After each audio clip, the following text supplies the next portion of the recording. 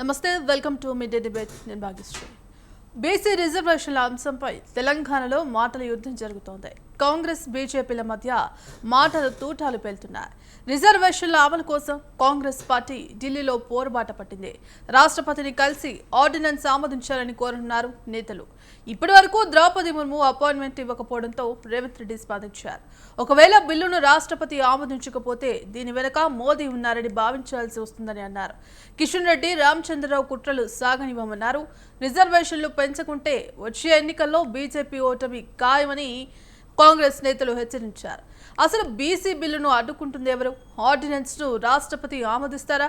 ఆమోదించకపోతే Congress next step ఏంటి? ఇలాంటి అంశాలపైనే ఇవాల్టి మిడ్ డే డిబేట్ లో చర్చిద్దాం.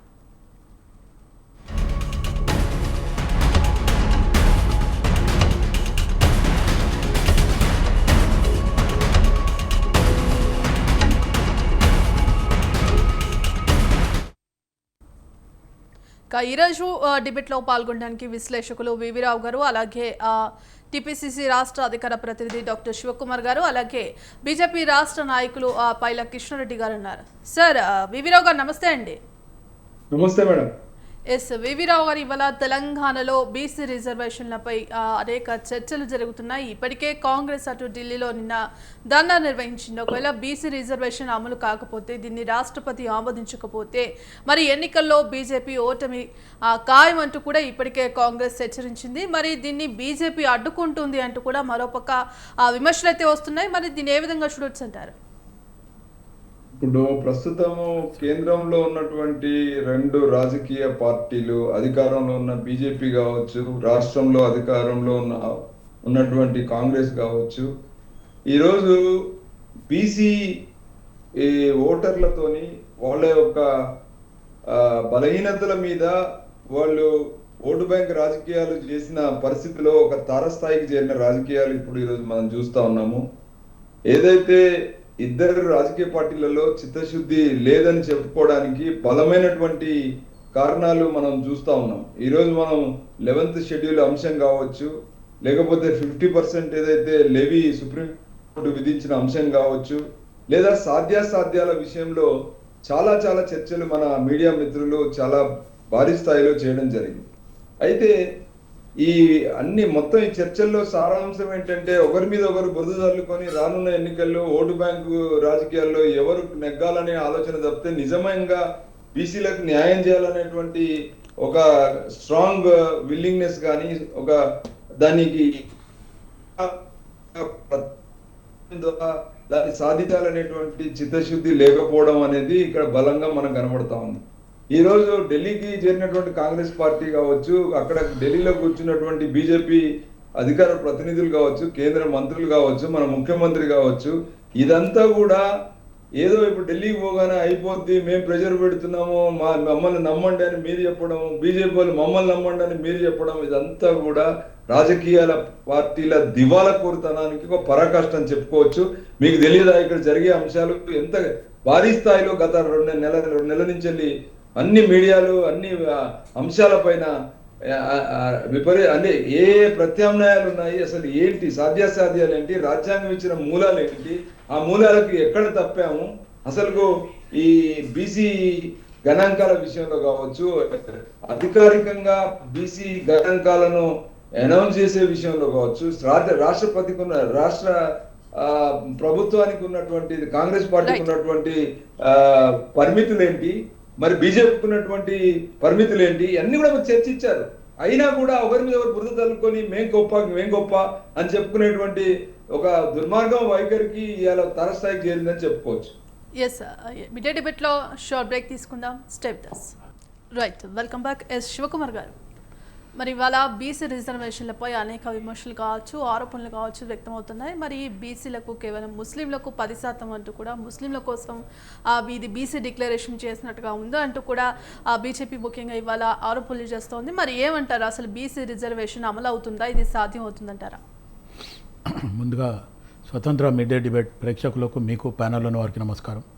ఒకటేమంటే, Congress party before elections Kamareddy డిక్లరేషన్లో మేనిఫెస్టోలో పెట్టడం జరిగింది. బీసీ డిక్లరేషన్ చేస్తాం, ఎస్సీ వర్గీకరణ చేస్తాము, ఇంకా ఏదైతే మేనిఫెస్టోలో పెట్టిన అంశాలన్నింటిని కూడా చెప్పడం జరిగింది. దాంట్లో ఎస్సీ వర్గీకరణ ఆల్రెడీ జరిగిపోయింది, దాని ప్రొసీజర్ ప్రకారమే జరగడం జరిగింది. ఇక్కడ ఏదైతే బీసీ డిక్లరేషన్లో కాంగ్రెస్ పార్టీ చిత్తశుద్ధితోనే పనిచేస్తుంది. ఇంతకుముందు మా విశ్లేషకులు గారు కూడా చిత్తశుద్ధితో పనిచేస్తలేరని చెప్పడం జరిగింది. చిత్తశుద్ధితోనే కాంగ్రెస్ పార్టీ ఒక పద్ధతి ప్రకారము సిస్టమ్గానే ముందుకు పోతుంది. ముందు ఆల్రెడీ చెప్పినట్టే అసెంబ్లీలో బిల్ పాస్ చేసినప్పుడు అన్ని పార్టీలు కూడా ఆమోదం తెలిపినాయి. కానీ ఈరోజు వైఖరి మటుకు మార్పులు ఉన్నాయి. 3 నెలలు 4 నెలల నుంచి బిల్ అట్లాగే పెండింగ్ ఉంది. తర్వాత హైకోర్టు ఒక డిసిషన్ ఇవ్వడం జరిగింది, ఈ కట్ ఆఫ్ డేట్ ఇవ్వడం జరిగింది. దాన్ని బట్టి ఆర్డినెన్స్ కూడా తీసుకురావడం జరిగింది. గతంలో కూడా చెప్పినాం, బిల్లు మేము పెడతాము, అసెంబ్లీలో పాస్ చేస్తాము, గవర్నర్కి పంపిస్తాము, తర్వాత గవర్నర్ ఆయన డిసిషన్లో ఆయన పరిధిలో ఉంటుంది కాబట్టి ఆయన డిసిషన్ తీసుకోవాలి. కాదు అనుకుంటే మేము ఎట్టి పరిస్థితుల్లో ఆర్డినెన్స్ అయినా తీసుకొచ్చి చేస్తామని చెప్పి గతంలో కూడా చెప్పడం జరిగింది. ఇదంతా ముందు మొదలైంది మా అధినాయకుడు రాహుల్ గాంధీ గారి ఆలోచన మేరకే ఈరోజు ఎస్సీ వర్గీకరణ కానీ బీసీ డిక్లరేషన్ కానీ కాంగ్రెస్ పార్టీ చేస్తుందని చెప్పడం జరిగింది. గతంలో పార్లమెంట్, ఇప్పుడు జరుగుతున్న పార్లమెంట్ కాకుండా గతంలో 2 సెషన్లో కూడా జిస్కి హిస్సేదారి ఉస్తి భాగ్యదారి అని చెప్పి ఎవరైతే రాహుల్ గాంధీ గారు చెప్పడంతో ఖచ్చితంగా రాహుల్ గాంధీ గారు ఏమంటే భారత్ జోడో యాత్రలో తిరిగినప్పుడు మొత్తానికి బీసీలను, ఎస్సీలను, ఎస్టీలను, అణగారిన వర్గాలను, లేకపోతే ఇంకా ఫార్వర్డ్ కాస్ట్లో కూడా అయినా సరే ఎవరైతే వీకర్ సెక్షన్ ఉన్నారో వాళ్ళందరినీ కలవడం జరిగింది. వాళ్ళని కలిసిన తర్వాత ఆయనలో ఒక మార్పు వచ్చింది. ఆ మార్పు ఈ బీసీ డిక్లరేషన్ చేయాలనేది జిస్కి హిస్సేదారి ఉత్తి భాగ్యదారి అని అంటే ఎవరికైతే ఎంత మెజారిటీ ఉందో అంత పర్సంటేజ్ ఇవ్వాలనేది రాహుల్ గాంధీ గారిని మన అన్నినాదం. అయితే దానికి అనుగుణంగా తెలంగాణలో కాంగ్రెస్ పార్టీ రేవంత్ రెడ్డి గారు కానీ మంత్రివర్గం కానీ ఒక నిర్ణయం తీసుకొని ఇవన్నీ చేయడం జరిగింది. ఆర్డినెన్స్ చేసిన తర్వాత కూడా ఇంకా అవుతలేదు అనే ఒక ఆలోచన వస్తేనే 5, 6, 7 అనేది ఒక 3 తేదీలు ఫిక్స్ చేసి ఒక 20 డేస్ బ్యాకే అనౌన్స్ చేయడం జరిగింది. 5వ తారీఖు, 6వ తారీఖు, 7వ తారీఖు మనం ఢిల్లీ పోతున్నాం. జంతర్ మంతర్ దగ్గర కూడా మనం ధర్నా చేయడం జరుగుతుంది. అవసరం అనుకుంటే ఢిల్లీలో ఏదైతే జంతర్ మంతర్ దగ్గర ఖచ్చితంగా తెలంగాణ అంశాన్ని ఈ 42% బీసీ నినాదాన్ని వినిపిద్దాము. ఆల్మోస్ట్ ఆల్ పార్లమెంట్లో నిన్న కూడా ఏదైతే మొన్న పార్లమెంట్లో కూడా స్తంభించడం జరిగింది. వాయిదా తీర్మానం చేయమని చెప్పి కూడా ఒత్తిడి తీసుకురావడం జరిగింది. మన ఎంపీలు ఎవరైతే కాంగ్రెస్ పార్టీ ఎంపీలు ఉన్నారో వాళ్ళు ప్లేకార్డులు కూడా అక్కడ ప్లే చేసి చెప్పడం జరిగింది. కానీ బీజేపీ ఎంపీలు మొత్తానికి గైరాజరైనరు. మొత్తానికి వాళ్ళ హైకమాండ్ వద్దు అనే నిర్ణయంతో ఉంది కాబట్టి వాళ్ళు రావడం లేదు. బీఆర్ఎస్ వాళ్ళు మొత్తానికి ఇక్కడ ఒక మాట మాట్లాడుతుండ్రు. లోపాయ ఒప్పందకారం ప్రకారంగా వాళ్ళ బీజేపీ బీఆర్ఎస్ మధ్యన ఒక అండర్స్టాండింగ్ వల్లనే వాళ్ళు కూడా ముందుకు రావడం లేదు. ఇప్పుడు బీఆర్ఎస్ వాళ్ళని కంపేర్ చేస్తే అట్లీస్ట్ కవితను ఒక రకంగా స్వాగతించవచ్చు. ఎందుకంటే వాళ్ళ అనుబంధ సంస్థ అని బీఆర్ఎస్ అనుబంధ సంస్థ అని చెప్పిన కవిత ఈరోజు ధర్నా చౌక్లో ఆమె నిరాహార దీక్ష చేయడం జరిగింది. నిజంగా కూడా స్వాగతిస్తున్నాను నేను. వ్యక్తిగతంగా అయితే నేను ఖచ్చితంగా స్వాగతిస్తున్న. ఒక కేటీఆర్ అనే డ్రామారావుని కంపేర్ చేస్తే కవిత ఫార్ బెస్ట్ అనే రకంగా నా ఆలోచన ప్రకారం నేను చెప్పడం జరుగుతుంది. అదే కాకుండా కాంగ్రెస్ పార్టీ నిన్న జంతర్ మంతర్ దగ్గర కూడా మొత్తం కాంగ్రెస్ పార్టీ శ్రేణులు, బీసీ నాయకులు, బీసీ ఆర్గనైజేషన్స్ అందరు కలిసి జంతర్ మంతర్ దగ్గర నిన్న మాట్లాడడం జరిగింది. ఈరోజు యాజ్ ఆన్ టుడే బహుశా రాష్ట్రపతి అపాయింట్మెంట్ గురించి ఆలోచించడం జరుగుతుంది. రాష్ట్రపతి అపాయింట్మెంట్ ఇవ్వడానికి కూడా వాళ్ళు సంకోచిస్తుంటే బీజేపీ మొండి వైఖరి, బీజేపీ చేస్తున్న ద్వంద్వ వైఖరి. ఇక్కడ అసెంబ్లీలో బిల్లు పెట్టినప్పుడు వాళ్ళు స్వాగతిస్తారు, మద్దతు ఇస్తారు. కానీ అదే ఆర్డినెన్స్ ఇచ్చిన తర్వాత పార్లమెంటు దగ్గర కానీ ధర్నాలు కానీ లేకపోతే ఇంకా ఇప్పుడు ఇదే రకంగా మన తెలంగాణ కాకుండా తమిళనాడు అయి ఉంటే మొత్తం ఆల్ పార్టీస్ అక్కడ వాళ్ళొక స్టేట్ వైజ్ ఇష్యూ ప్రకారం అందరు పోయేది. కానీ ఈరోజు బండి సంజయ్ ఒక మాట మాట్లాడుతుండు, కిషన్ రెడ్డి ఒక మాట మాట్లాడుతుండు, ఇప్పుడు కొత్తగా వచ్చిన అధ్యక్షుడు ఆయన ఒక రకంగా మాట్లాడుతుండే. మొత్తానికి బీజేపీ ద్వంద్వ వైఖరి వ్యవహరిస్తుంది. ఆర్ బీజేపీ కాంగ్రెస్ పార్టీ ఒక నిర్ణయం ఉంది. రేపు ఆర్డినెన్స్ చేసిన తర్వాత కూడా వీళ్ళు ఇంకా పెండింగ్గా పెట్టిందంటే రేపు అవసరం అనుకుంటే ఇటు నరేంద్ర మోదీ కానీ అమిత్ షా చెప్పే వరకు బీజేపీ వాళ్ళు నోరు మెదపరు అనేది మనకు అర్థమవుతున్న విషయం. కానీ కాంగ్రెస్ పార్టీ ఒక నిర్ణయం తీసుకుంది. 42% ఏదైతే ఇస్తామని కామారెడ్డి డిక్లరేషన్లో ఏదైతే మేము చెప్పినామో దాన్ని ఖచ్చితంగా తూచా తప్పకుండా పాటిస్తాము. రేపు రాబోయే లోకల్ బాడీ ఎలక్షన్లో ఖచ్చితంగా కాంగ్రెస్ పార్టీ 42% ఇస్తుందని చెప్పి గంటపదంగా చెప్పడం జరుగుతుంది. ఎస్ కృష్ణారెడ్డి గారు. నమస్కారం మేడం. మరి ఇవాళ బీసీ బిల్లు విషయంలో బీజేపీ అడ్డుకుంటోంది అంటూ కూడా ఇప్పటికే ఆరోపణలు వస్తున్నాయి. మరి అనేక చర్చలు కూడా జరుగుతున్నాయి. ఈ రిజర్వేషన్ ఆమోదించకుండా ఆర్డినెన్స్ రాకుండా బీజేపీ అడ్డుకుంటోంది. దీని వెనుక ఎవరున్నారు? బీజేపీ కుట్రలు చేస్తోంది, బీజేపీ కుట్రలు సాగనివ్వము అంటూ కూడా ఇప్పటికే కాంగ్రెస్ అంటుంది. మరి మీరేమంటారు? ముందుగా మీకు, స్వతంత్ర టీవీ ప్రేక్షకులకు, అలాగే ఈ చర్చా వేదికలో పాల్గొంటున్న వివిధ పార్టీ నాయకులకు, అలాగే అందరికీ శుభ సాయంత్రం తెలియజేసుకుంటూ, ఈ బీసీ కులగణన మీద కానీ చర్చ కానీ ఈ రిజర్వేషన్ల మీద జరుగుతున్న అంశము రేవంత్ రెడ్డి గారి ఆలోచనను మనం ఇక్కడ మాట్లాడుకోవాలి. ఆయన ప్రభుత్వం వచ్చి 20 నెలలు అయిపోయి 22 నెలలు అయిపోతుంది. ఇంకా రేపో మాపో 2 సంవత్సరాలు కావస్తుంది. వారు ఇచ్చిన హామీలు కానీ, వారు ఇచ్చిన ఏదైతే వాళ్ళు చేసిన అభివృద్ధి సంక్షేమాలు కానీ చెప్పుకునే పరిస్థితులలో లేని పరిస్థితులలో తెలంగాణ సమాజాన్ని తప్పుదో పట్టించాలి. తెలంగాణ సమాజం ఎప్పుడైనా రేవంత్ రెడ్డి గారు ఆయన రాజకీయ జీవితమే దోపిడిదారుగా, దొంగతనంగా పక్కదారి పట్టించే విధంగానే ఉంటుంది. మాటల గారడితోటి పక్కదారి పట్టిస్తాడు, కానీ అసలు విషయాన్ని పక్కకు పెట్టేసి పక్క విషయాన్ని తీసుకొచ్చి ముందటేసేసి అది కాదు అని తెలిసే అంశం ఉండగా కూడా దాన్ని ముందటికేసి తెలంగాణ సమాజానికి ఈ 20 నెలల కాలంలో ఏం చేసిండో చెప్పుకోలేని పరిస్థితులలో రిజర్వేషన్ అంశాన్ని ముందటేసుకున్నాడు. ఇది బీజేపీ కూడా స్వాగతిస్తుంది. మా పెద్దలు కిషన్ రెడ్డి గారు కూడా మొన్న దీక్ష, మేము ఇందిరా పార్క్ దగ్గర బీసీల గురించి దీక్ష పెట్టినాము. ఈ శివకుమార్ గారికి కవిత గారు పెట్టిన దీక్ష కనబట్టేటుంది, కానీ మా కేంద్ర మంత్రివర్యులు, మా రాష్ట్ర అధ్యక్షులు పెట్టిన దీక్ష కనబల్లే. ఇక్కడ ఒక అంశం ఏంటంటే రిజర్వేషన్కు ఎవరు వ్యతిరేకం కాదు, అందులో ఉన్న అంశాల గురించే మాట్లాడుతున్నాము. మత ప్రాతిపదికన 10% రిజర్వేషన్ ముస్లింలకు దాంట్లో పొందుపరిచారు. అదనంగా మీరు ఇచ్చిన పర్సెంటేజ్ ఎంత? అదనంగా ఓన్లీ 5% ఇస్తున్నారు. కాకుండా మీరు మత ప్రాతిపదికన ఇచ్చేసి రేపు పొద్దున తెలంగాణ రాష్ట్రంలో ప్రతి మతం అడుగుతుంటే మీరు ఏం చేయగలుగుతారు? అట్లా కాకుండా మీరు పక్కాగా ఓన్లీ బీసీల కొనగణన చేసినాం అనేది ఉన్నా, మీరు కామారెడ్డి డిక్లరేషన్ చేసిన దాని ప్రకారం వెళ్ళినా, ఆ రోజు మీరు డిక్లరేషన్ చేసిన అన్నాడు ఈ 42% రిజర్వేషన్లో 10% ముస్లింలకు ఇస్తామని చెప్పలేరు ఎందుకు? ఇక్కడనే మీ మోసపూరితమైన మాటలు కనబడుతున్నాయి. ఈ ఎలక్షన్ ముందు, స్థానిక సంస్థల ఎలక్షన్స్ ముందు బీసీలను మోసం చేస్తుంది, దగా చేస్తుంది, అనగదొక్కుతుంది. వాళ్ళను బీసీ పదముతోటి వాళ్ళని వాడుకోవాలని చూస్తుంది. ఎందుకంటే మన రేవంత్ రెడ్డి గారి ప్రభుత్వము, రేవంత్ రెడ్డి గారు కానీ కాంగ్రెస్ పార్టీ తప్ప వేరే వాళ్ళు ఎవరు కాదు. ఎంతసేపు బట్ట కాల్చి అపోజిషన్ పార్టీ మీద వేయాలి, మనం ఏదో చేస్తున్నామని కలరింగ్ ఇవ్వాలి. మీకు సిద్ధశుద్ధి ఉంటే దాని మీద చర్చ పెట్టండి. ఏ బీసీలలో కూడా ఏబిసిడి వర్గీకరణలు ఉన్నాయి. ఏ వర్గానికి ఎంత ఇస్తున్నారు?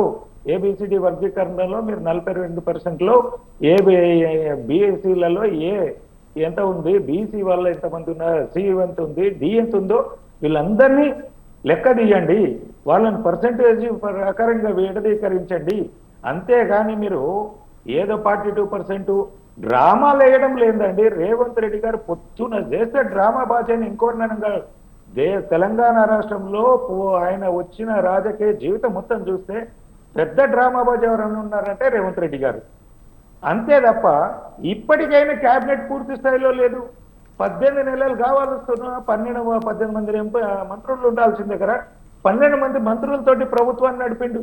అసలు ఏ శాఖల పనుల్లో ఏమున్నదో తెలియలేకుండా ప్రజల్ని ఎంతసేపు మభ్యపెట్టాలి, మాయ చేయాలి, ఏదోటి ఇష్యూను డైవర్ట్ చేసుకోవాలి. ఇప్పుడు ప్రజా సమస్యల గురించి మొన్నటిదాకా బీజేపీ మేము అందరము ప్రతిపాదించడము, ఇప్పటికీ కూడా మా కార్యాచరణ బీజేపీ స్థానిక సంస్థల ఎలక్షన్స్ గురించి స్థానికంగా సమస్యల మీద పోరాటం చేస్తున్నాము. రెండోది 2 నెలల కాలం నుంచి మా కార్యకర్తలు కానీ, మా జిల్లా క్యాడర్ కానీ, రాష్ట్ర క్యాడర్ కానీ సంస్థాగతంగా ప్రజా సమస్యలను మేము తీసుకొచ్చి ముందట పెట్టి మాట్లాడుతుంటే ఈ ఇష్యూస్నన్నీ డైవర్ట్ చేయడానికి ఒక్కటి బీసీ రిజర్వేషన్ అని చెప్పేసి తీసుకొచ్చి ప్రజలను, తెలంగాణ సమాజాన్ని తప్పుదోవ పట్టిస్తున్న రేవంత్ రెడ్డి గారికి మా పదవిలో ఉండే అర్హత లేదు.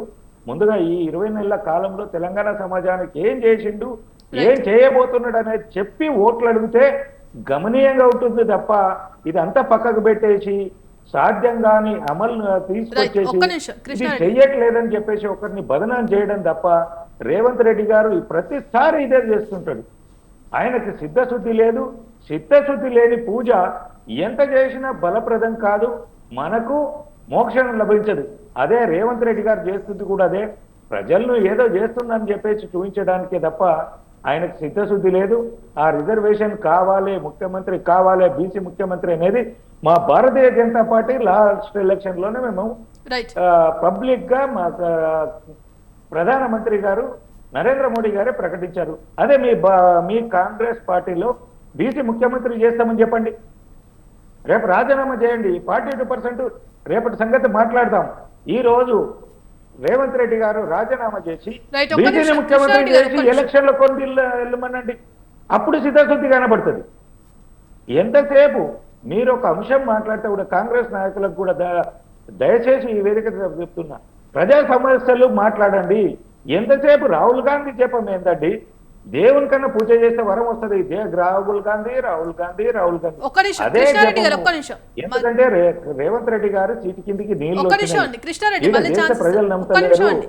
ఆడ కనీసం రాహుల్ గాంధీ గారి ముందు, సోనియా గాంధీ గారి ముందు ఒక డ్రామా నాటకం వేద్దాము, నా సీటుని కొద్ది రోజులు కృష్ణారెడ్డి గారు ఒక్క నిమిషం, ఒక్క నిమిషం. డ్రామా చేస్తున్నాడు తప్ప బీసీలకు కృష్ణారెడ్డి గారు. చిత్తశుద్ధితో రిజర్వేషన్ రావాలనేది లేదు. రైట్, ఇక డిబేట్ లో జాయిన్ అవ్వడానికి బీసీ ఉద్యమ నేత కేవీ గౌడ్ గారు ఉన్నారు. నమస్తే అండి హలో గౌడ్ గారు, నమస్తే అండి.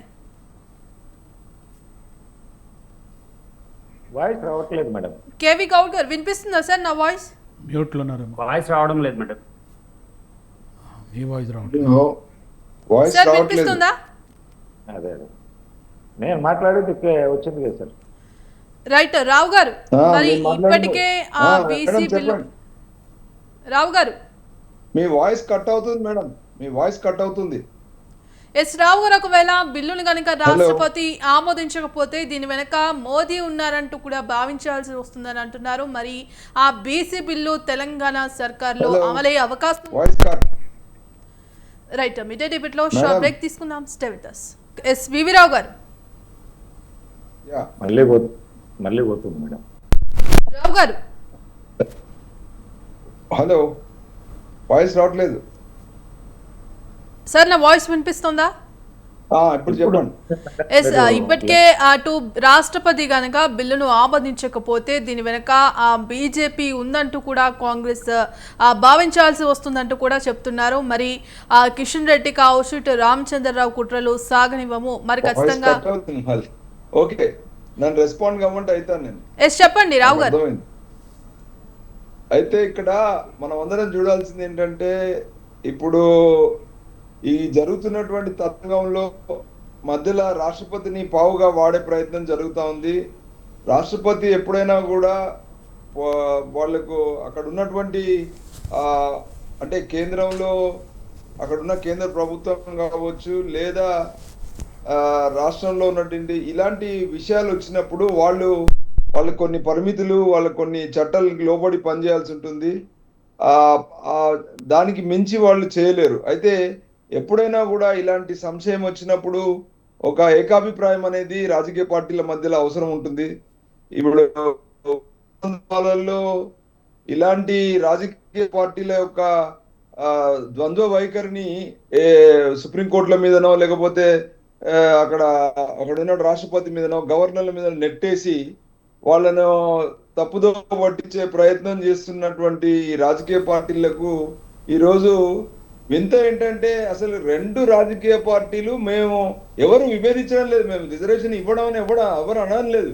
కానీ దాంట్లో మెలుకోలు అంటే భవిష్యత్ అనుకుంటా, ఇప్పుడు శంకులో పోస్తే తీరుదాం అన్నట్టు మా ద్వారా వస్తే అది మా ప్రయారిటీ అయితే మేము ఇస్తామని వాళ్ళు అనుకోవచ్చు. లేదా మేము అపోజిషన్ లో ఉన్నాము, అయితే మేము దాని గురించి పోరాడుతున్నాము, మీరు సహకరించారు అని చెప్పే ప్రయత్నము ఇక్కడున్న కాంగ్రెస్ చేయడము, ఇవన్నీ చూస్తే వీళ్ళకు నిజంగా బీసీలకు సాధికారత ఇవ్వాలనే చిత్తశుద్ధి కన్నా మా ద్వారా రావడం మా లబ్ధి ముఖ్యము, మా ద్వారా వస్తేనే మేము ఇస్తామని లేదా మా ద్వారా వస్తేనే సాధ్యమవుతున్న ఒక భావన ఈరోజు పార్టీలు వ్యవహరిస్తున్న తీరులో అర్థమవుతుంది. కాబట్టి ఇదంతా కూడా పార్టీలకు చిత్తశుద్ధి కన్నా ఎక్కువ వాళ్ళ లబ్ధి కోసమే ఎక్కువ జరుగుతున్న ఒక పర్యవసానంగా మనం చూస్తా ఉన్నాం. ఇది అందరూ కూడా గ్రహిస్తా ఉన్నారు. ఇప్పటికైనా బీసీలకు అర్థం కావాల్సింది ఏంటంటే పార్టీలలో ఎంత చిత్తశుద్ధి ఉంది, మీరు వాటికి ఉన్న మూలాలకు చర్చ చేయకుండా ఊరికే మేము చేస్తున్నామని చెప్పేసి వాళ్ళు హడావిడి చేస్తే లేదా చేయడం లేదని ఒకటి చెప్పి చేస్తున్నామని ఒక పార్టీ చెప్పడంలో అర్థం లేదు. పూర్తిగా దీని మీద సాధ్యాసాధ్యాలకు సంబంధించినటువంటి చర్చ ఎక్కడ ఆగిపోతుందని చర్చ వచ్చినా కూడా ఈ రకమైనటువంటి పొలిటికల్ లబ్ధిలకే పరిమితం అవుతున్నది మనం అందరం గ్రహించుకుంటే మనకు సమాధానం అక్కడే దొరుకుతుంది. ఇప్పుడు రాష్ట్రపతి ఆమోదం చేయకపోవడానికి కూడా కారణాలు మొన్ననే ఇప్పుడు వాళ్ళు చెప్తా ఉన్నారు కదా, నిన్న రామచంద్రరావు గారు కూడా చెప్పు బీజేపీ వాళ్ళ యొక్క పరిమితులు ఏంటి, మాకు రిజర్వేషన్ లో ముస్లింలను అకామిడేట్ చేయలేదనో లేకపోతే ఇలా ఆర్డినెన్స్ ద్వారా ఇవ్వడం ద్వారా అది పెద్దగా లబ్ధి పొందదనో దీనివల్ల రేపు పొద్దున ఎవరైనా మళ్ళీ కోర్టుకు వెళ్ళొచ్చానో ఇలాంటి 2-3 అంశాలు ఆయన కూడా లేవనెత్తి వాళ్ళ యొక్క సుముఖతను అంటే వాళ్ళకు ఉన్న పరిమితులను ఆయన చెప్పే ప్రయత్నం చేశాడు. అదే విధంగా కాంగ్రెస్ పార్టీ కూడా బలంగా మేము ఓటు బ్యాంక్ రాజకీయాల్లో మేము వాళ్ళకి హామీ ఇచ్చాం కాబట్టి మేము పనిచేస్తున్నాము అంటున్నారు. అంటే ఎవరికి వాళ్ళు మేము కమిట్ అయి ఉన్నామని చెప్తున్నా ఆచరణ చేసే విషయంలో మాత్రము ఎవరికి కూడా చిత్తశుద్ధి లేదని మాత్రం నేను చెప్పదలుచుకున్నాను. Yes right. కేవి గౌడ్ గారు నమస్తే సార్. మరి ఇవాళ బీసీల విషయంలో అనేక చర్చలు అయితే కొనసాగుతున్నాయి. ఇప్పటికే అటు కాంగ్రెస్ కూడా బీసీ రిజర్వేషన్లు అమలు చేయాలంటూ కూడా కేంద్రంపై ఒత్తిడి పెంచే విధంగా కూడా ధర్నా అయితే చేస్తోంది. మరోపక్క ఇటు బీజేపీ కూడా ముస్లింలకు 10% రిజర్వేషన్లు ఇస్తున్నారు, మరి ముస్లింల కోసమే ఈ రిజర్వేషన్లు అన్నట్టుగా ఉంది అంటూ కూడా ఇటు Revanth Reddy versus Congress versus BJP అనే విధంగా తయారైంది. మరి మీరేమంటారు? ముందుగా స్వతంత్ర టీవీ ప్రేక్షకులకు ప్లస్ డిబేట్లో పాల్గొంటున్నటువంటి పెద్దలందరికీ కూడా నమస్కారం తెలియజేస్తూ, నా పేరు కేవి గౌడ్, నేను బీసీ ఇంటెలెక్చువల్ ఫోరం వ్యవస్థాపక సభ్యులు. మీ అందరికీ కూడా మొదటిసారి పరిచయం చేసుకుంటున్నాను. అయితే కాంగ్రెస్ పార్టీ కేవలం ఎన్నికల హామీగా 42% రిజర్వేషన్లు అనేటువంటిది వర్కౌట్ చేయకుండా ఇచ్చిందని అయితే భావించలేదు. ఆ పార్టీ అంతర్గతంగా అనేక రకాలైనటువంటి ఆలోచనలు చేసిన తర్వాతనే దీన్ని హామీగా ఇచ్చి ఉన్నారు. ఈ హామీ ఇచ్చినటువంటి దాన్ని నిలబెట్టుకోవడానికి ఆ ప్రభుత్వం ఏర్పడిన తర్వాత కాస్త తాత్సారం చేస్తున్న సందర్భంలో బీసీ ఇంటెలెక్చువల్ ఫోరం 2023 జూలైలో ఏర్పడిన తర్వాత ఈ యొక్క ప్రచారంని అడ్డుకొని ఆ కార్యాచరణను ముందుకు తీసుకెళ్లేటువంటి ప్రయత్నం జరిగింది. ఎప్పుడైతే ఈ ప్రజా ఉద్యమంగా రూపొందుతుందో అప్పుడు తప్పనిసరి పరిస్థితిలో కులగణన చేసి ఆ తర్వాత 42% రిజర్వేషన్లు కల్పించడానికి బిల్లులు పెట్టి అసెంబ్లీలో పాస్ చేసి గవర్నర్ చేత కూడా ఆమోదం పొందిన తర్వాత కేంద్ర ప్రభుత్వానికి లేదా రాష్ట్రపతికి పంపించడం జరిగింది. ఈ రాష్ట్రపతి దగ్గర ఉండగానే కాంగ్రెస్ పార్టీ ఈ హైకోర్టులో ఒక డైరెక్షన్ రావడంతో ఆ హైకోర్టు డైరెక్షన్లో భాగంగా స్థానిక ఎన్నికలు నిర్వహించడానికి ఒక డెడ్ లైన్ 3 నెలల కాలం డెడ్ లైన్ విధించడంతో ఏం చేయాలని ఆలోచిస్తున్నటువంటి సందర్భం. ఈ సందర్భంలో మళ్ళీ ఒకసారి కోర్టు గడువు మించిపోతుంది, ఈ బిల్లులు పాస్ అవుతలేవు, మనకు రాష్ట్రపతి గారు ఆమోదిస్తలేరు అని చెప్పేసి ఇందులో దాదాపుగా 2.5 నుంచి 3 నెలల కాలం ఈ ప్రభుత్వం రేవంత్ రెడ్డి ప్రభుత్వం ఈ బిల్లుల్ని ఎక్కడ కూడా పరిగణలోకి తీసుకోలేదు. ఈ బిల్లుల పైన ప్రెజర్ చేయలేదు. అనేక సందర్భాల్లో ప్రెస్ మీట్లలో కానివ్వండి, ప్రత్యక్షంగా కలిసి కానివ్వండి రిప్రజెంటేషన్స్ ఇవ్వడం జరిగింది. బీసీ ఇంటెలెక్చువల్స్ ఫోరం చైర్మన్ చిరంజీవులు గారు, రిటైర్డ్ ఐఏఎస్, అనేక సందర్భాల్లో చెప్పినాం కూడా, సార్ ఇప్పుడు మనం తక్షణమే ఒక అఖిలపక్షాన్ని పిలిచి మనం ఇక్కడ చర్చించి మళ్ళీ ఢిల్లీకి వెళ్ళి ప్రధానమంత్రిని కలుద్దాం, మిగతా రాజకీయ పార్టీలను కూడా ఏకం చేద్దాం, దీన్ని ఆమోదింపజేసుకునే ప్రయత్నం చేద్దాం అన్నప్పుడు రేవంత్ రెడ్డి గారు కాస్త వినలేదు. దీంట్లోనే వాళ్ళ యొక్క ఆలోచన అంతరార్థం మనం అర్థం చేసుకోవచ్చు. కేవలం బిల్ పెట్టాం, ఇల్లాలికం పండుగ చేసుకోండి అన్నట్టుగా ఉంది. బిల్ పాస్ చేసి రాష్ట్రపతికి పంపిస్తే సరిపోదు కదా, ఆమోదించాలి అంటే కేంద్ర ప్రభుత్వం పైన ఒత్తిడి తేవాలి. ఆ ఒత్తిడి తేవడానికి కాంగ్రెస్ పార్టీ కానీ ప్రభుత్వం కానీ తెలంగాణ రాష్ట్రంలో ఏమైనా చేసిందా అంటే గుండు సున్నా, ఏం చేయలేదు. ప్రజాక్షేత్రంలో ఆ పార్టీ ఎలాంటి ప్రొటెస్ట్ చేయలేదు, పోనీ దానిపైన కార్యాచరణ తీసుకొని ముందుకు వెళ్ళలేదు. ప్రభుత్వం కూడా ఆ దిశగా ప్రయత్నం చేయలేదు. గతంలో కేసీఆర్ ప్రభుత్వం ఉన్నప్పుడు రాష్ట్రానికి రావాల్సినటువంటి నిధుల విషయంలో కూడా మోడీని కలవకుండా ప్రొటెస్ట్ చేసినటువంటి సందర్భాలు మనం చూసాం. అలాంటి కార్యాచరణ పార్టీ కానీ ప్రభుత్వం కానీ చేయలేదు.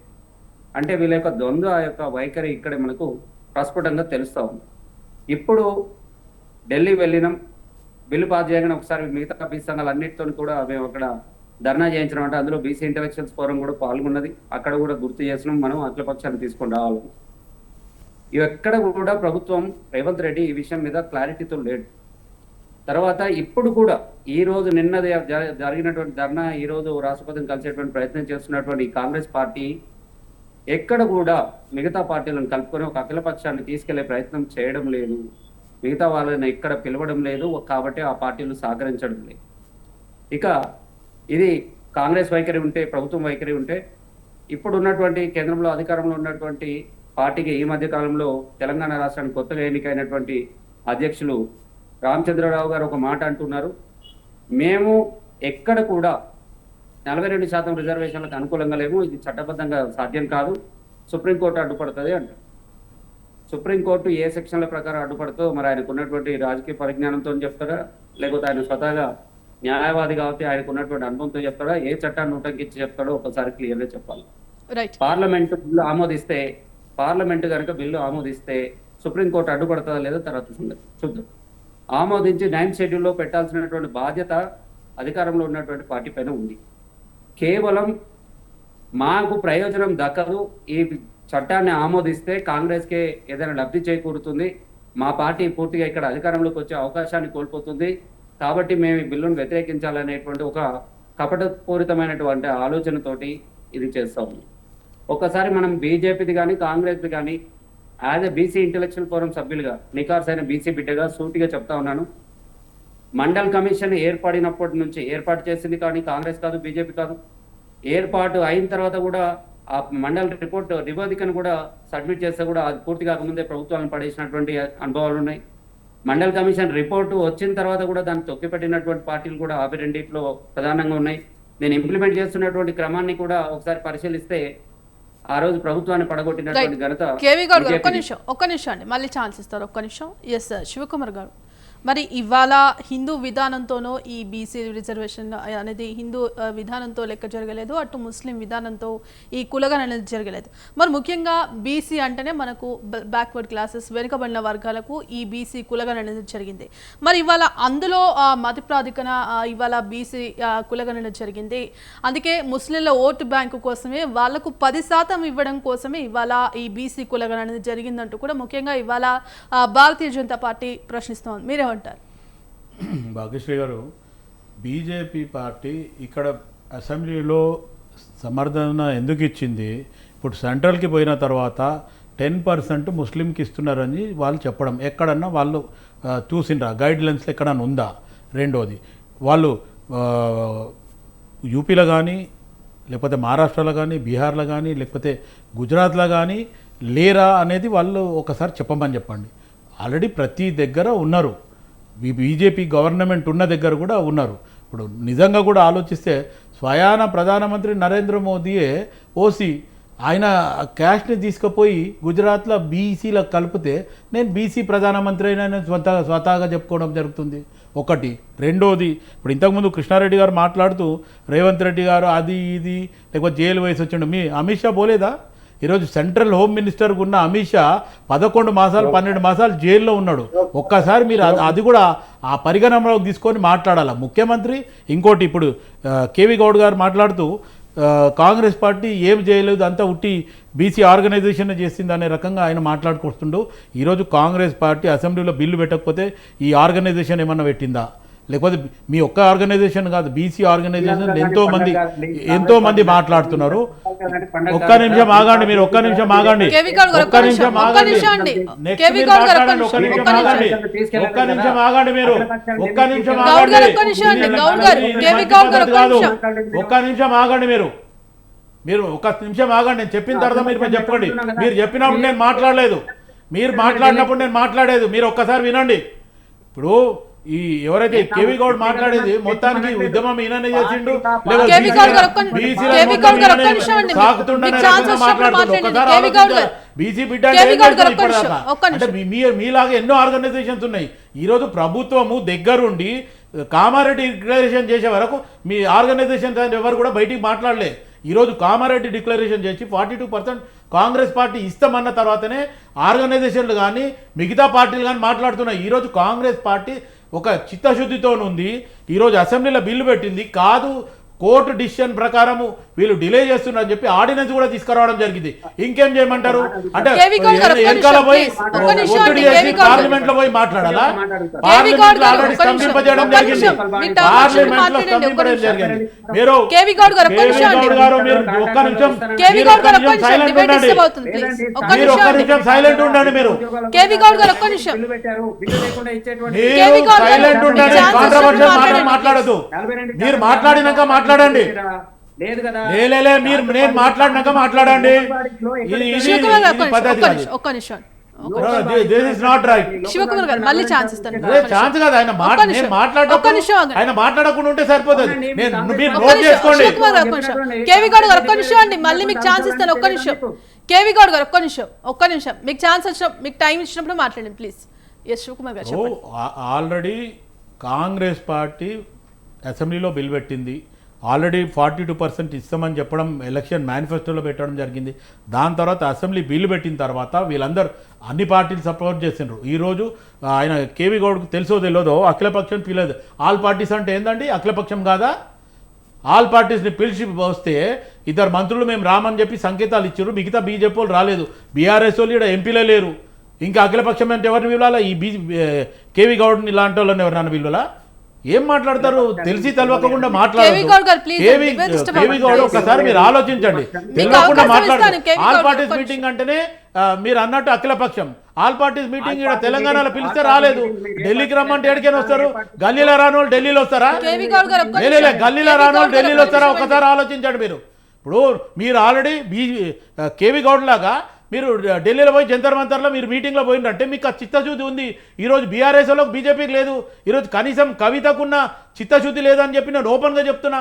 మొన్నటి వరకు కవితను మేమే కాంగ్రెస్ పార్టీలో తిట్టినాం. ఆమె లిక్కర్ క్వీన్ అని, లిక్కర్లో కేసులో ఇరికిందని. ఈరోజు ఒక ఢిల్లీలో జంతర్ మంతర్లో మీటింగ్ అవుతుండే ఆమె 72 hours నేను నిరారదీశ చేస్తాను వచ్చింది. అయితే డ్రామారావు కాంగ్రెస్ పార్టీ వాళ్ళు డ్రామా చేస్తారు. మరి డ్రామారావు ఎందుకు రాలే?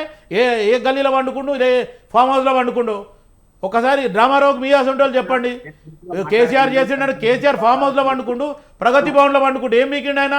33 రిజర్వేషన్ ఉంటే 23 ఇచ్చిండు. అప్పుడు ఎవరు మాట్లాడింది లేదు. కాంగ్రెస్ పార్టీ బీసీ నినాదంని తీసుకొచ్చినాకనే ఈరోజు బీసీ వర్గాలు కానీ ఆపోజిషన్ పార్టీలు కూడా మాట్లాడుతున్నాయి. లేదంటే ఆర్గనైజేషన్ మాట్లాడుతున్నాయి. అంతకుముందు ఎవరు మాట్లాడారు? మీరు మండల్ కమిషన్ గురించి మాట్లాడుతున్నారు. మండల్ కమిషన్ ఎప్పుడు జరిగింది? వీపీ సింగ్ గారి జమానాలో జరిగింది. వీపీ సింగ్ గారు పోయి జమానా అవుతుంది. ఆలోచించాలా? మరి ఇప్పటి వరకు కులగని అన్నారు. ఏ కులం లెక్క అనేది ఇప్పటి వరకు కూడా ఎక్కడ కూడా కాంగ్రెస్ పార్టీ ఇంతవరకు క్లారిటీ ఇవ్వలేకపోయింది. దానికి సంబంధించి ఎక్కడ కూడా ఒక అఫిడవిట్ కూడా బయట పెట్టలేకపోయింది అని అంటున్నారు. మీరేమంటారు? ఇప్పుడు కమిషన్ ఏదైతే మనం ఏర్పాటు చేసినామో ఆ కమిషన్లో ఆల్రెడీ ఇప్పుడు బిల్ పాస్ చేసి గవర్నర్కి ఇవ్వడం జరిగింది. దాని తర్వాత డిలే అవుతుంది, హైకోర్టు వల్ల ప్రాబ్లం అవుతుంది అనే ఒక రకంగా వాళ్ళు కట్ ఆఫ్ డేట్ ఇచ్చినందుకు ఆర్డినెన్స్ పెట్టి డైరెక్ట్ గవర్నర్ ద్వారా రాష్ట్రపతికి పంపించడం జరిగింది. ఈరోజు కాంగ్రెస్ పార్టీ ఒక ప్లానింగ్ ప్రకారం ఒక సిస్టమ్గానే పోతుంది. బీసీలకు చిత్తశుద్ధితో చేయాలని ఉంది. ఈరోజు ఇప్పుడు కూడా నేను చెప్తున్నా, కాంగ్రెస్ పార్టీ గట్టిగా నిర్ణయం చేస్తుంది. ఆల్రెడీ ఒకవేళ రేపు బీజేపీ మొండి వైఖరితో మేము చెయ్యము అంటే ఇదే నరేంద్ర మోదీ అమిత్ షా వల్లనే బీజేపీ ఎంపీలు మాట్లాడతలేరు. రేపు తెలంగాణలో ఏదైతే లోకల్ బాడీ ఎలక్షన్లో కానీ ఇంకేంది, ఇప్పుడు గతంలో కూడా ఇదే బీజేపీ వాళ్ళు మన కార్పొరేషన్ ఎలక్షన్స్లో ఏం చెప్పిరండి? బండి సంజయ్ అధ్యక్షుడు ఉన్నప్పుడు కారు పోతే కారు, బండి పోతే బండి, సెల్ ఫోన్ పోతే సెల్ ఫోన్ అన్న ఇప్పటివరకు ఇచ్చిండ్రా? మొత్తానికి మాయ మాటలు చెప్పేది వాళ్ళు. కాంగ్రెస్ పార్టీ అధికారంలోకి రాకముందు మార్పు కావాలి, కాంగ్రెస్ కావాలని ఖచ్చితంగా చేస్తుంది. ఎట్టి పరిస్థితుల్లో కాంగ్రెస్ పార్టీ ఇచ్చిన హామీలను పూర్తి చేసింది. ఒక్క నిమిషం అండి, కేవీ గౌడ్ గారు, ఈ కాంగ్రెస్ పార్టీ ఏమీ చేయలేదని ఇప్పుడు ఇంతకుముందు కృష్ణ గారు చెప్తుండ్రు. కృష్ణ గారు ఒక్కటి గుర్తుపెట్టుకోండి, ఫ్రీ బస్ ఇవ్వడం జరిగింది, రేషన్ కార్డ్స్ ఇవ్వడం జరిగింది, 200 యూనిట్స్ ఇవ్వడం జరిగింది, గ్యాస్ ఇవ్వడం జరిగింది, రైతు రుణమాఫీ చేయడం జరిగింది, రైతు భరోసా చేయడం జరిగింది. దాని తర్వాత ఇప్పుడు తులం బంగారం ఒకటి ఇవ్వాలా, 2500 రూపీస్ ఇవ్వాలా. కేవీ గౌడ్ గారు బీఆర్ఎస్ గిట్ట క్యాండిడేట్ అయితే బీఆర్ఎస్ ఉండండి, మాట్లాడుతూ జరసేపు సైలెంట్ ఉండండి. నేను మాట్లాడే నోట్ చేసుకోండి, మీరు మాట్లాడండి. కేవీ గౌడ్ గారు ఒక్క నిమిషం అండి. కృష్ణారెడ్డి గారు, నేను ఒక మాట సూటిగా అడుగుతున్నాను మేడం. కేవీ గౌడ్ గారు ఒక్క నిమిషం మీకు అవకాశం ఇస్తాను మళ్ళీ, ప్లీజ్ ఒక్క నిమిషం. కృష్ణారెడ్డి గారు చెప్పండి మేడం. మరి ఇవాళ బీసీ రిజర్వేషన్ల వెనక మోదీ ఉన్నారంటూ కూడా చెప్తున్నారు. మరి ఆ బీజేపీయే ఈ రిజర్వేషన్లు అమలు కాకుండా అడ్డుపడుతుంది అని అంటున్నారు. మరి వచ్చే ఎన్నికల్లో కూడా బీజేపీ ఓటమి పాలవడం ఖాయమంటూ కూడా హెచ్చరిస్తున్నారు. మీరేమంటారు? మేడం, ఇందాక శివకుమార్ గారు మాట్లాడిన దాంట్లో కొన్ని సబ్మిషన్ చేస్తాను. తను వేరే వాళ్ళు మాట్లాడేటప్పుడు ప్రాపర్గా వింటే కొద్దిగా సమాధానాలు కరెక్ట్గా ఉంటాయి. నేను రేవంత్ రెడ్డి గారు జైలుకు వెళ్ళిండ్రు అనేది ఎక్కడ కూడా మెన్షన్ చేయలేదు. అవసరమైతే దాన్ని రికార్డింగ్ చేసుకొని చూడమనేది తీసుకొని. నేను చెప్పింది రేవంత్ రెడ్డి గారు ఈ ఎలక్షన్స్ టైంలో బీసీలు అనేది ఆయన ఎన్ని పథకాలు అమలు చేసిండు, ఎన్ని హామీలు ఇచ్చిండు, ఎన్ని దాని మీద ఎలక్షన్స్ పోయి అడిగే దమ్ము లేక ఇప్పుడు ఒక బీసీ రిజర్వేషన్ తీసుకొచ్చిండు. అందరం సవాలు దాంట్లో ఉన్న అంశాలను బీజేపీ లేవనెత్తుతుంది. వాటికి కాంగ్రెస్ పార్టీ తరఫున రేవంత్ రెడ్డి గారి ప్రభుత్వం తరఫున క్లారిటీ ఇవ్వాలి. ఇప్పుడు దాంట్లో అదనంగా ఓన్లీ బీసీలకు 5% ఉంది, 10% మైనార్టీస్కు పెట్టిండ్రు. ముస్లిమ్స్కు మత ప్రాతిపదికన వాళ్ళను తీసుకొచ్చి బీసీలలో 10% కలిపారు. దాంతో బీసీలు అన్యాయం అవుతున్నారు. వాళ్ళు ఎప్పటి నుంచో తరాలుగా కొట్లాడుతున్న వాళ్ళకు అన్యాయం జరుగుతుంది. వాళ్లకు సమగ్రంగా న్యాయం జరగాలంటే ఆ బిల్లులో ఉన్న అంశాలను పొందుపరిచి కరెక్ట్గా 42% ఓన్లీ బీసీలకే ఇవ్వాలి. దాంట్లో ఏబిసిడి వర్గీకరణలు ఉంది. దాని ప్రకారం వాళ్ళ నిష్పత్తి ప్రకారం వాళ్ళకు చెందాలి. వాళ్ళు బాగుపడాలనేది అందరం కోరుకుంటున్నాము. ఆ ఉద్దేశం కొద్దిగా మొన్న అక్కడ ధర్నా ఈడబ్ల్యూఎస్ రిజర్వేషన్ లో ముస్లిమ్స్ ఉన్నారా లేరా? సరే ఒక్కటినండి, మీరు మేమేందంటే అది మత ప్రాతిపదికన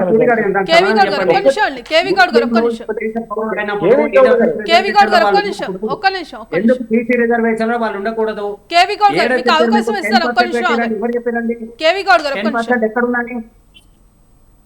కృష్ణారెడ్డి గారు, కేవీ గౌడ్ గారు, మీరు ఇంటలెక్చువల్ అంటారు. ఎదుటోళ్ళు మాట్లాడుతున్నప్పుడు నువ్వు నోటు చేసుకొని ఎదుటోళ్ళది మొత్తం అయిపోయిన తర్వాత మీరు సమాధానం ఇస్తే దానికి ఒక శాండిటీ ఉంటుంది. నేను మాట్లాడుతూనే ఉంటే మీరు మధ్యలోనే మాట్లాడితే దానికి ఫుల్ ఆన్సర్ రాదు. మీకు ఎప్పుడైనా ఒకటి గుర్తుపెట్టుకోండి. మీరు ఆయన మాట్లాడడం కంప్లీట్ అయ్యాక మీరు మాట్లాడండి. ఒక్క నిమిషం. ఇప్పుడు నేను మాట్లాడేది పూర్తిగా అర్థమైతే మీకు పూర్తి సమాధానం వస్తుంది. మీరు మధ్యలో ఇంటరప్ట్ అయితే ఒకటే అంశానికి అక్కడికే మీకు సగం మీద తెలిసినట్టు ఉంటుంది. నేను రిజర్వేషన్లు ఇక్కడ మతాల ప్రాతిపదికన జరిగింది. దాంట్లో మైనార్టీస్లో కూడా బీసీలు ఉంటే, బ్యాక్వర్డ్ క్లాస్ ఉంటే వాళ్ళను తీసుకొచ్చి ఎంతమంది ఉన్నారు వాళ్ళది కరెక్ట్గా సర్వే జరగలేదు. కామారెడ్డి డిక్లరేషన్ ప్రకారం వీళ్ళు ఏదైతే అనుకున్నారో మైనార్టీస్ది కరెక్ట్ ప్రాపర్ సర్వే జరగలేదు. వాళ్ళను ఓటు బ్యాంక్ రాజకీయంగా మలుచుకోవడానికి మీ బీసీలలో కలిపారు. దాన్ని మీరు స్వాగతిస్తారా? రేపొద్దున ఇంకో వర్గాన్ని కూడా క్రిస్టియన్స్ను తీసుకొచ్చి కూడా కొంతమందిని తీసుకొచ్చి కలుస్తారు. ఇప్పుడు రెడ్డిలు ఉన్నారు, బ్రాహ్మణ్స్ ఉన్నారు, అగ్రకుర్ణాల వాళ్ళు కూడా పోయేసి క్రిస్టియన్స్లో కలిపారు. వాళ్ళను కూడా బీసీగా కన్వర్ట్ చేయక వాళ్ళకు కూడా క్రిస్టియన్ కమ్యూనిటీకి బీసీగా కోటా ఇస్తామంటారు. మీ బీసీలందరూ ఒప్పుకుంటారా? దీన్ని ఒకటి శాస్త్రీయంగా, దీన్ని సిద్ధాంతపరంగా, కులాల ప్రతిపదంగా జరిగిన అన్యాయంగా ఇన్ని రోజులు బీసీలకు ఏం అన్యాయం జరిగింది, వాళ్ళకి ఏ విధంగా పర్సంటేజ్ ఇస్తే వాళ్ళకు న్యాయం జరుగుతుంది అనేది సమగ్రంగా జరగాల. కానీ అడావుడిగా మేము ఒక ఆర్డినెన్స్ తీసుకొచ్చాము, గవర్నర్కు పంపించాము, కేంద్రం మీద ఒకటి తీసుకొస్తామంటే కాదు. మీరు ఒక ఇంటలెక్చువల్స్ మీకు అన్యాయం జరిగిందంటున్నారు, మీ పోరాటంలో న్యాయం ఉందన్నాము. మా కిషన్ రెడ్డి గారు చేశారు, మా రామచంద్రరావు గారు కూడా చేశారు. ఇందులో రామచంద్రరావు గారు ఓటుకెళ్తే నిలబడదని కాదు, కాంగ్రెస్ పార్టీ దాంట్లో ఆర్డినెన్స్ లో కొన్ని తప్పులు ఉన్నాయి. ఇది ఎప్పటికైనా బీసీలను మోసం చేయడానికి తీసుకొచ్చిన ఆర్డినెన్స్ అని మాట్లాడారు. బీసీలకు వ్యతిరేకంగా కాదు, మేమందరం కూడా బీసీలకు స్వాగతించేటోళ్ళము. బీజేపీ తెలంగాణకు బీజేపీ తరఫున బీసీ ముఖ్యమంత్రి అవుతాడని మా ప్రధానమంత్రి గారే ప్రకటించారు. అంటే వారికి న్యాయం చేయాలనేదే కదా. ఇప్పుడు చెప్పండి మీరు. ఎస్ సార్, కేవీ గౌడ్ గారు. అంటే ఇప్పుడు కాంగ్రెస్ పార్టీ వాళ్ళకి ముందుగా మాట్లాడుకుందాం మనం. వీళ్ళు 42% రిజర్వేషన్లు స్థానిక సంస్థల్లో, విద్యా సంస్థలు మాత్రమే కల్పిస్తామని బిల్లులు చేశారు. ఇప్పుడు వివిధ కార్పొరేషన్లకు నియామకాలు చేపట్టింది కాంగ్రెస్ పార్టీ వచ్చిన తర్వాత. మరి అందులో 42% బీసీలకు అవకాశం కల్పించిరా? సుమారుగా 60 నుంచి 65 మందిని రిక్రూట్ చేశారు. అందులో 9 కార్పొరేషన్లు, కులాలకు సంబంధించిన కార్పొరేషన్లు ఉన్నాయి. ఆ 9 మంది పోతే మిగతా వాళ్ళు 3 మాత్రమే కార్పొరేషన్ చైర్మన్ బీసీలు ఉన్నారు. మరి ఎందుకు మిగతా వాళ్ళు బీసీలు లేరు? 50% అందులో కల్పిస్తే అడ్డంకి ఏంది వీళ్ళకు? అదేవిధంగా ఇప్పుడు కార్పొరేషన్లకు వాళ్ళు ఇస్తానన్నది 20,000 కోట్ల రూపాయల బడ్జెట్ ఇస్తానన్నారు ప్రతి సంవత్సరం. మరి 20,000 కోట్ల రూపాయలు కేటాయించింది 9,200 కోట్లు మొదటి సంవత్సరం, ఖర్చు పెట్టింది 2,024 కోట్లు. ఎక్కడ పోయింది 20,000 కోట్లు? ఎక్కడ 2,024 కోట్లు ఎక్కడ? 10% ఖర్చు పెట్టారు చెప్పిన దాంట్లోనే. ఈ సంవత్సరం జరుగుతుంది, ఇప్పుడు 2025-26 జరుగుతున్నటువంటి ఖర్చును చూస్తే ఇప్పటి వరకు కేటాయించింది కేవలం 2,000 కోట్లు మాత్రమే రిలీజ్ చేశారు. ఇప్పటి వరకు ఖర్చు ఎంత అయిందనే దానికి లెక్కలు లేవు. 11,000 చిల్లర కోట్లు పెట్టారు బడ్జెట్ మాత్రం. వీళ్ళు బడ్జెట్ కేటాయింపులోనూ సమానంగా 20,000 కోట్లు ఇస్తారనేటువంటి హామీని తుంగలో దొక్కేస్తారు, కార్పొరేషన్ చైర్మన్లని తుంగలో దొక్కేస్తారు. ఏది కూడా బడ్జెట్ కేటాయింపులు అయితే 0. కార్పొరేషన్లకు ఇప్పుడు ఈ 2 ఏళ్లలో కనీసం కిరాయిలు, జీతాలు కూడా ఇవ్వలేనటువంటి పరిస్థితి. ఆర్టీఐ కింద దరఖాస్తు తీసుకుంటే అన్నిటి సమాధానం వచ్చింది. 17 కార్పొరేషన్ల నుంచి వచ్చినటువంటి సమాధానం అన్నిటికీ కూడా 0నే. ఇది తెలియట్లేదా కాంగ్రెస్ నాయకులకు? ఆ పార్టీలో ఉన్న బీసీ నాయకులు కానీ, ఆ పార్టీలో ఉన్నటువంటి అధికారంలో ఉన్నటువంటి ఓసీ నాయకులు కానీ తెలియదా ఈ విషయాలు? కేవలం ఇళ్ళకి పండుగ చేసుకొని మేము బిల్లులు పాస్ చేసినాం, ఢిల్లీకి పంపించినాం అంటారు. ఢిల్లీకి పంపిన తర్వాత మీ బాధ్యత ఏంది? ఇక్కడ ఉన్నటువంటి సంఘాలను కానీ, ఇక్కడ ఉన్నటువంటి పార్టీలను కానీ అందరినీ కలిపి ఎక్కడ నువ్వు ముఖ్యమంత్రి అధ్యక్షతన గవర్నర్ని కలవడానికి ప్రయత్నం ఎన్నడూ చేసినావు? ఆల్ పార్టీ మీటింగ్ ఎన్నడూ నిర్వహించినావు?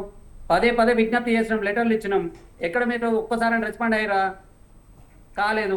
ఈ రోజు ఆర్డినెన్స్ చేస్తున్నాం, బిల్లులు పాస్ చేస్తున్నాం, ఢిల్లీ పంపించినాం అంటుండ్రు. ఆర్డినెన్స్ ఎందుకు చేయాల్సి వచ్చింది మీకు? కోర్టులో నిలబడదనే విషయం మీకు తెలీదా? మరి 9th షెడ్యూల్ రక్షణ అనేటువంటి విషయం మీకు తెలీదా? మరి 9th షెడ్యూల్లో ఏ స్థాయిలో ప్రెషర్ ఉండాలో తెలియకుండా చేసిరా? లేకపోతే బీసీలకు ఏదైనా హామీ ఇస్తాం, తుంగులో దొక్కేస్తాం అనుకుంటారా? బడ్జెట్ కేటాయింపులు చేస్తలేం కాబట్టి మమ్మల్ని అడుగుతలేడు అనుకుంటారా? ఇది కాంగ్రెస్ పార్టీ అన్నిటి సమాధానం చెప్పాలి. ఒకదానికి కూడా వాళ్ళ దగ్గర సమాధానం ఉండదు. ఇక బీజేపీ ఆయన దగ్గరకు వద్దాం. ఇప్పుడు పెద్ద మనిషి గట్టిగా మాట్లాడుతూ ఉన్నాడు. బీజేపీ క్లియర్గా ఒక మాట స్టాండ్ తీసుకోవాలి. ముస్లింలు భారతదేశ పౌరులు కాదా అనేటువంటి డిక్లేర్ చేయాలి. ఒకవేళ భారతదేశ పౌరులు అయితే వాళ్ళకి భారత రాజ్యాంగం ప్రకారం దక్కాల్సినటువంటి హక్కులు, అధికారాలు దక్కకూడదా? వద్దా? సూటిగా స్పష్టంగా సమాధానం చెప్పాల్సినటువంటి బాధ్యత కాంగ్రెస్ పార్టీ, బీజేపీ పార్టీ పైన ఉంది. ఇక్కడ రెండే నిమిషాలు మేడం. ఇక్కడ చేసినటువంటి కులగణనలో ముస్లింలకు ప్రత్యేకంగా కేటగరైజ్ చేసిరా? బీసీలలో ముస్లిం కులాలు ఈ ఒక్క రాష్ట్రంలోనే ఉన్నాయా? మిగతా రాష్ట్రాలలో లేవా?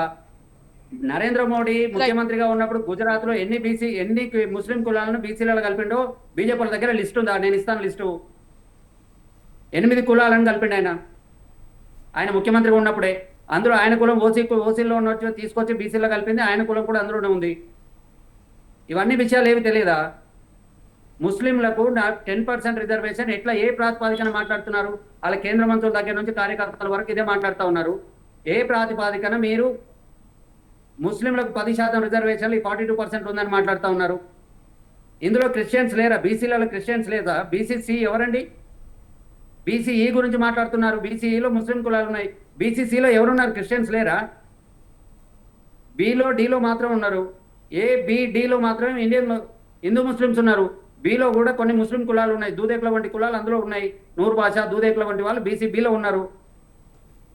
ఈ బీజేపీ నాయకులు ఈ తెలంగాణలో ఉన్నటువంటి బీసీ కులాలపైన ఏమాత్రం అవగాహన లేకుండా మాట్లాడుతూ ఉన్నారు. దేశంలో ముస్లిం పౌరులు ఉన్నారు, వాళ్ళ జనాభా మైనారిటీని మించి ఉంది. 15% నుంచి 18% మధ్యలో వాళ్ళ జనాభా ఉంది. మరి ఆ జనాభా ఉన్న వాళ్ళకు అధికారాలు, హక్కులు దక్కకూడదా?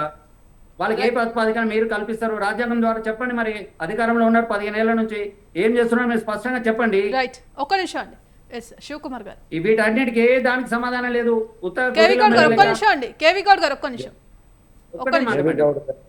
కేవి గౌడ్ గారు, మీరు ఒక ఇంటలెక్చువల్, వాళ్ళ మనమందరం కూడా భారతీయులమే. భారతదేశంలో ఉన్నోళ్ళు ప్రతి ఒక్కరికి హక్కులు ఉంటాయి. వారి హోదాను బట్టి వాళ్ళ పద్ధతిని బట్టి వారికి ఒక బాధ్యతలు అనేది ఉంటుంది. మీరు వాళ్ళు కాదా వాళ్ళకి ఇవ్వద్దా అంటే వాళ్ళు అర్హులు అయితే ఇస్తారు. ఇప్పుడు మా గుజరాత్లో కొన్ని కులాలను కలిపారంటారు. కులాలను కలిపారు, మతాలను కాదు. మీరు ఒకటి గుర్తుపెట్టుకోండి. కేవీ గౌడ్ గారు కులాలు ఉన్నాయి, మతాలు ఉన్నాయి. ఇక్కడ మతాలు కలపలే. ఇక్కడ ఈడబ్ల్యూఎస్ లో కూడా ముస్లిమ్స్ ఉన్నారండి. కేవీ గౌడ్ గారు ఒక్క నిమిషం అండి, కేవీ గౌడ్ గారు ఒక్క నిమిషం, టైం అయిపోయింది, 2 minutes మాత్రమే ఉంది. కులాల ప్రతిపదికన కలిపారు. దాంట్లో మేము అనేది అదే, మీరు దూదేకులు ఉన్నారు, ఇక్కడ ఉన్నారు. ఇప్పుడు అక్కడ దాకా తెలంగాణలో జరిగినటువంటి సర్వేలో ముస్లింలను మత ప్రాతిపదికన కలిపిరని ఒక్క నిమిషం అండి, ఒక్క నిమిషం. ఎస్ కృష్ణారెడ్డి గారు ఒక్క నిమిషం అండి. మీరు ఆఫ్ నాలెడ్జ్ తో మాట్లాడితే మేము చెప్పలేము. మేము పొలిటికల్ గా ప్రతి మీకు ఒక్క మీ బీసీ వర్గం ఎవరున్నారో చెప్పండి. మాకు మొత్తం నేను చెప్తాను. బీసీ కులాలు ఉన్నటువంటి లిస్టు ఎవరున్నారు అందులో? నేను చెప్పేది వినండి మీరు పూర్తిగా. ఇక్కడ తెలంగాణ రాష్ట్రంలో ఎస్సీ ఎస్టీ ఉంటుంది. అదే మహారాష్ట్రకు పోతే వాళ్ళు బీసీలు ఉంటారు. అక్కడ ఉన్న సామాజిక పరిస్థితులు ముఖ్యమంత్రి మీరు ప్రధానమంత్రి గారిని గుజరాత్ మాట్లాడితే తప్పలేదు, కానీ నేను పక్క రాష్ట్రం తీసుకొచ్చి తెలంగాణ రాష్ట్రంలో జరిగినటువంటి సర్వే మీద మీరు సూటిగా చెప్పండి, బీసీ ఎవరున్నారు? నేను చెప్పేది పూర్తి స్థాయిలో సమగ్ర. చెప్పి మీరు ఇప్పటిదాకా కాంగ్రెస్ లోనే తప్పు పడతారు. మీరు అందరినీ తప్పు పడితే మీరు చేసింది అయితే మీ దగ్గర ఏదైనా సర్వే చేసుకున్నా మీ లిస్ట్ ఇవ్వండి ఒకసారి. మీ మీరు మాట్లాడడానికి కాదు, మీరు ఓన్లీ బీసీ వర్గాన్ని ముందట పెట్టుకుని ఎవరున్నారు మీ కమ్యూనిటీలో బీసీలుగా మీరు ఇంతమంది ఉన్నదని మా పార్టీకి రిప్రజెంటేషన్ ఇవ్వండి. ఏకొక్క వర్గాల నుంచి ఇంతమంది ఉన్నారు, కొట్లాడతాం. ఈ ఓబీసీల లిస్టు మీ దగ్గర ఉందా లేదా? ప్రభుత్వాలు ఇచ్చేటువంటి లిస్టు మీకు తెలియదా? కేవీ గౌడ్ గారు మీ దగ్గర సమాచారం కరెక్ట్ గా ఉంటే ఆ కులాలను ఇందులో కలపాలని మాట్లాడలేరు. ఒకటేనండి, మతాన్ని కులాన్ని కాదు. మీ దగ్గర ఎక్కడ ఉందో చెప్పండి అంటున్నా నేను సూటిగా. మతాన్ని కలిపిరని ఎక్కడ ఉందో చూపించండి. దాంట్లో ముస్లిమ్స్ అనే పదం వచ్చింది. మీ దగ్గరకు వచ్చేటప్పటికి ఒకటేనండి, ఆర్డినెన్స్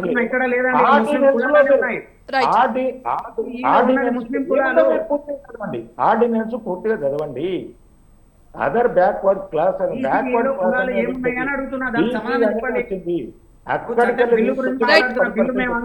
కృష్ణారెడ్డి గారు కంక్లూడ్ చేసేయండి, టైం అయిపోయిందండి.